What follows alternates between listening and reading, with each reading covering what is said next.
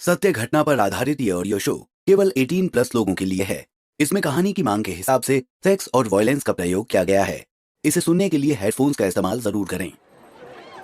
साले मुर्गी की टांग समझ के रखा है, कहीं भी दांत गाड़ देते हैं और ऊपर से टिप भी वो चुड़ैल मेनका अपनी छाती में दबा लेती है।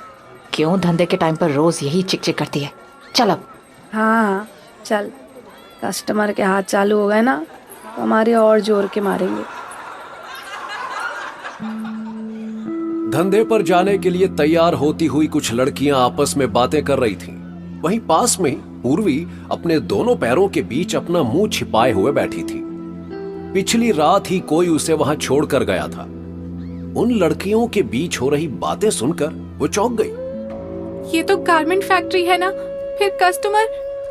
तभी फटाक से दरवाजा खुला। नीले रंग की साड़ी में माथे पर बड़ी सी बिंदी लगाए लगभग 40 वर्ष की एक औरत अंदर आते ही उन सभी लड़कियों पर चिल्लाई, तुम लोग अब तक अपनी दुकानें खोली यहीं बैठी हो, वहाँ धंधे का क्या रे है?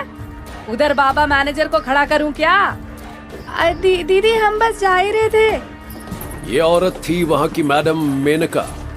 इन सब लड़कियों का कंट्रोल इसी के हाथों में था। उन लड़कियों के वहां जाते ही वो पूर्वी से बोली, पर तू ऐसे क्या घूर रही है रे?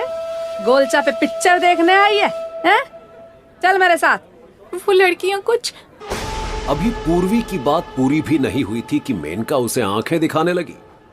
पूर्वी डर के मारे आगे कुछ ना बोली और चुपचाप उसके पीछे पीछे चलने लगी। चलते चलते उसे महसूस हुआ कि वहां चारों तरफ से सस्ते परफ्यूम, सिगरेट, शराब और पेशाब की बदबू आ रही है। बैकग्राउंड में बॉलीवुड का एक कैबरे सॉन्ग आज जाने जा मेरा ये हुस्न जवां बज रहा था।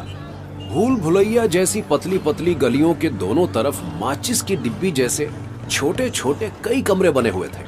तभी पूर्वी को एक कमरे में एक दूसरे से उलझी 4 नंगी टांगे दिखाई दी, जिन्हें देखते ही पूर्वी के रोंगटे खड़े हो गए। उसकी कपकपी छूटने लगी, उसके पांव जमीन से चिपक गए।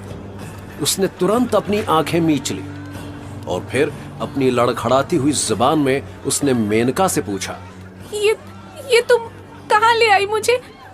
वहीं जहाँ के लिए तू आई है। मेनका का जवाब सुनकर पूर्वी और हैरान परेशान हो गई, क्योंकि उसे जहां होना चाहिए था वो वहां नहीं थी।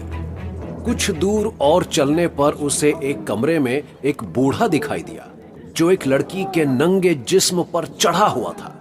उसी के साथ वाले कमरे में एक लड़की बिस्तर पर लेटे हुए आदमी का प्राइवेट पार्ट हाथ में लिए हुए उसे हिला रही थी।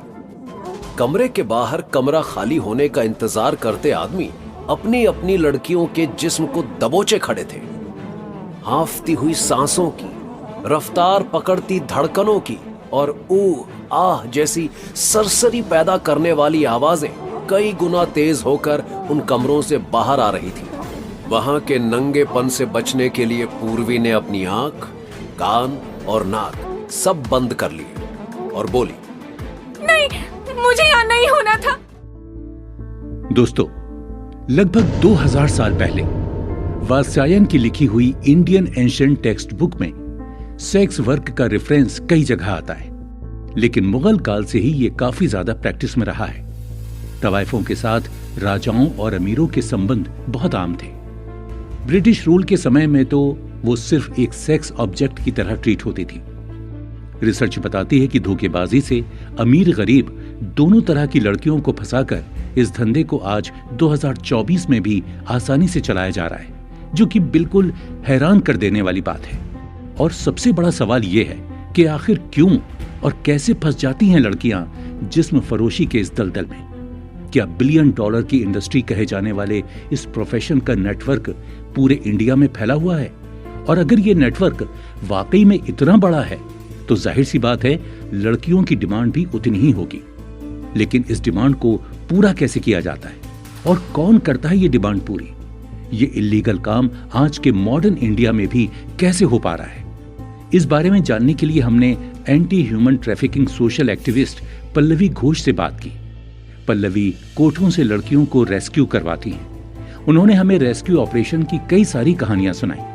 उन्हीं में से एक दिल दहला देने वाली कहानी है कर्नाटक के एक छोटे से गांव में रहने वाली एक लड़की पूर्वी की, जिसे सुनकर आपके रोंगटे खड़े हो जाएंगे और आपको यह भी पता चलेगा कि अपनी रोजमर्रा की जिंदगी में क्यों और कैसे हमें सावधान रहना चाहिए। तो आइए अब बढ़ते हैं कहानी की तरफ, जिसकी शुरुआत होती है कोठा नंबर 5211 से।